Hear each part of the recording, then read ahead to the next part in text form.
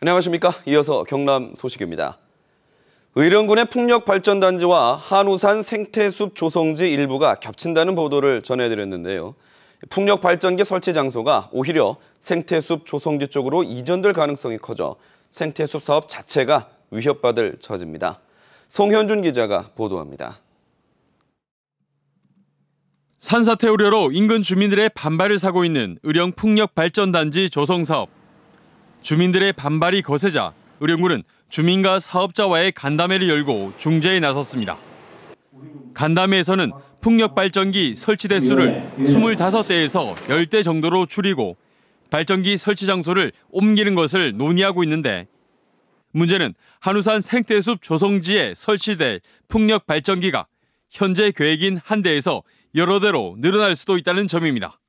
한국환경정책평가연구원의 연구 결과에 따르면 풍력발전시설 400m 이내엔 44%가 소음으로 고통을 겪고 있고 67%가 수면장애 증상을 보이는 것으로 나타나 풍력발전기 설치 이후 한우산 생태숲을 찾는 관광객들의 불만을 야기할 우려가 있습니다.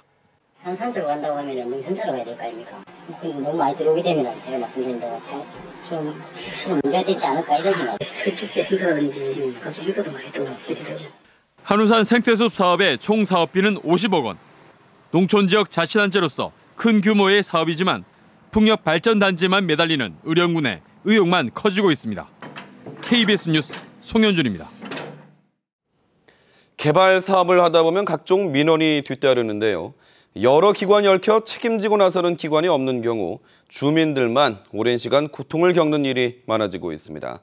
박상현 기자가 보도합니다. 덤프트럭이 쉴 새 없이 다닙니다. 공사 현장 바로 아래 약 20명이 사는 작은 마을이 보입니다. 마을 옆으로 고속도로와 국도가 들어서는 데다 두 도로를 잇는 연결 도로가 마을 10m 앞으로 지나가게 되자 주민들은 이주 보상을 요구했습니다.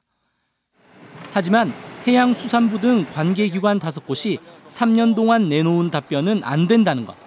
시공사나 누구나 다 이야기를 하면 개인적으로는 아이고 여기서 못 삽니다. 이 소리가 절로 나옵니다. 법을 적용하고 면 해결될 수 있는 게 단 한 가지도 없었습니다. 그러나 방법이 있었습니다. 연결 도로를 넓히는 설계 변경으로 마을을 보상 가능 지역에 넣은 겁니다.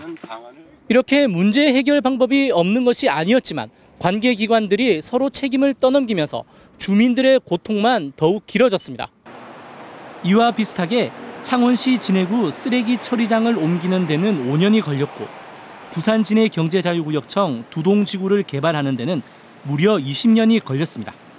모두 책임지며 나서는 기관이 없어 민원 해결이 늦어졌던 겁니다. 공공기관 간에 서로 여러 가지 이제 업무 소관이랄까 또 권한이랄까 이런 것 때문에 소위 핑퐁 민원도 많고 말이죠. 정부 차원의 대책이 사실 없는 실정이거든요.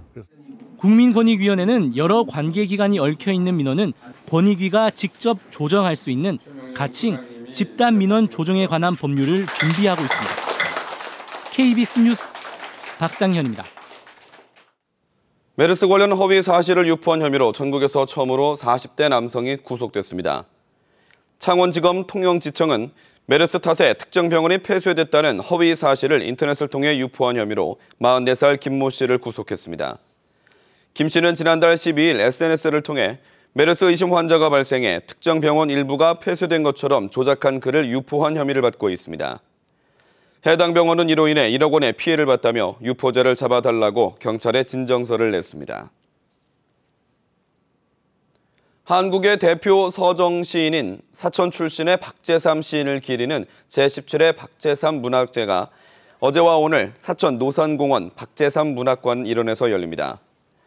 이번 문학제에는 전국의 초, 중, 고등학생 학생들이 참가하는 백일장과 일반인 백일장 등이 열리고 무용과 시낭송 등 공연 프로그램이 펼쳐집니다. 제3회 박재삼 문학상은 시집 지금 여기가 맨 앞에 이문재 시인이 수상했습니다. 진주시와 진주문화예술재단이 오는 10월에 개최할 2015 진주 남강 유등축제에 전시할 소망등 3만 5천 개 신청을 받습니다. 유등축제 소망등은 개인 희망이나 지역 발전을 담은 소망 문구를 함께 부착할 수 있으며 진주시 읍면 동사무소나 문화예술재단 홈페이지를 통해 유료로 신청받습니다. 올해 진주 남강유동축제는 10월 1일부터 11일까지 열릴 예정이며 입장료 유료화가 처음 도입됩니다. 축산시설은 흔히 혐오시설로 생각하기 쉬운데요. 이런 편견을 깬 양계장이 있습니다. 산청에서 대규모 양계장 옆에 현대식 박물관이 새로 들어서 눈길을 끌고 있습니다. 보도에 황재락 기자입니다. 해발 250m 산청의 한 산골마을. 산 정상 부근에 단아한 건물이 새로 들어섰습니다. 건물 입구에는 전통 상여의 장식품인 닭 모양 조각상이 보는 이의 눈길을 사로잡습니다. 병아리나 닭을 가두어 기르던 대나무로 엮어 만든 닭장인 달개어리. 일본과 중국 등 30여 개 나라에서 수집한 다양한 접시나 닭 모형도 이채롭습니다. 동의보감 필사본과 다양한 전통 한방 기구까지. 소장품은 톡이나 도자기 등 문화재급 유물과 민속자료 천여 점. 개인 박물관 가운데는 드물게 일종 전문 박물관으로도 지정됐습니다. 개인이 운영하고 있는 박물관이지만 선사시대부터 근대까지 유물의 흐름을 볼 수 있는 박물관입니다. 이 박물관은 20여 년 동안 양계농장을 운영하던 이상호 씨가 오랜 준비 끝에 마련했습니다. 국내 양계농가 최초로 환경친화 축산농장 인증을 받은 이 씨가 축산인 가운데선 처음으로 양계장 옆에 박물관을 만든 것입니다. 같이 지역 사람하고 공유하고 또 산청에 찾아온 분들이 산청에 가면은 산골 박물관에 한번 가봐야 된다는 이런 어떤 의지를 가질 수 있도록 추억을 만들어가는. 양계장 옆 산골 박물관은 지역 특산품 판매와 체험시설, 지역 주민과 예술인을 위한 문화 전시 공간으로도 활용될 예정입니다. KBS 뉴스 황재락입니다.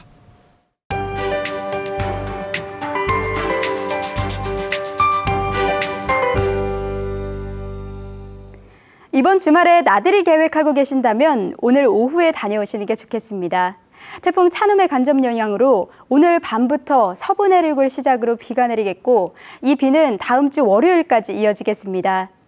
현재 찬움은 일본 오키나와 해상을 지나 오늘 오전쯤 중국 남쪽에 위치하겠습니다. 이후 세력이 크게 약해지긴 하겠지만 태풍의 위력을 유지한 채 월요일쯤 서해상으로 들어오겠습니다. 따라서 우리 지역으로도 많은 양의 비가 내리겠는데요.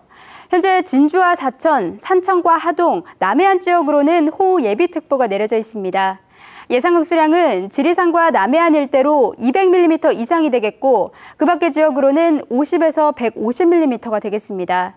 특히 해안과 내륙으로는 글피까지 바람이 강하게 부는 점 주의하셔야겠습니다. 오늘 비가 내리기 전까지는 후텁지근한 날씨가 이어지겠습니다. 창원의 아침 기온이 22도로 어제보다 1, 2도가량 높게 시작했습니다. 한낮 기온은 창원이 27도, 함안이 28도로 어제보다 2, 3도가량 낮겠습니다. 서부 지역은 현재 호우 예비특보가 내려진 곳이 많습니다. 산청과 진주, 하동과 사천, 남해로 오늘 밤부터 비가 시작되겠습니다. 또 이들 지역으로는 바람도 약간 강하게 불 것으로 예상됩니다. 해상에서도 태풍의 간접 영향을 받고 있는데요. 현재 남해 동부 먼바다로 풍랑주의보가 내려지면서 물결은 최고 4m까지 매우 높게 일겠습니다. 이번 비는 내일 낮부터 밤 사이에 많은 양이 집중되겠습니다. 이후 월요일 오후쯤 대부분 소강 상태를 보일 것으로 전망됩니다. 기상정보였습니다. 학교 무상급식 비용을 국가와 지방자치단체가 부담하도록 하는 법률 제정이 추진됩니다. 안민석 국회의원은 의무교육에 들어가는 비용을 국가와 지자체가 부담하는 것을 원칙으로 하는 교육기본법 개정안을 대표 발의했다고 밝혔습니다. 안민석 의원은 현행 교육기본법에는 의무교육 비용 부담에 관한 원칙이 미비해 급식 재원 부담 주체를 놓고 발생하는 사회적 갈등을 해소할 수 있을 것이라고 발의 이유를 설명했습니다. 경남 중소기업청과 창조경제혁신센터 등이 청년 창업을 지원하기 위해 오는 13일부터 동남권 예비 청년 창업자 지원사업 대상자를 모집합니다. 서면 심사를 통과한 15개 안팎의 팀을 대상으로 인문교육과 4일 동안의 합숙 캠프가 운영되며 최종 선발된 5개 팀에는 시상금과 함께 경남 창조혁신센터 입주와 투자 등이 지원됩니다. 신청 자격은 사업 신청일 현재 아직 창업을 하지 않은 만 39세 이하의 예비 청년 창업자입니다. KBS 뉴스를 마칩니다. 고맙습니다.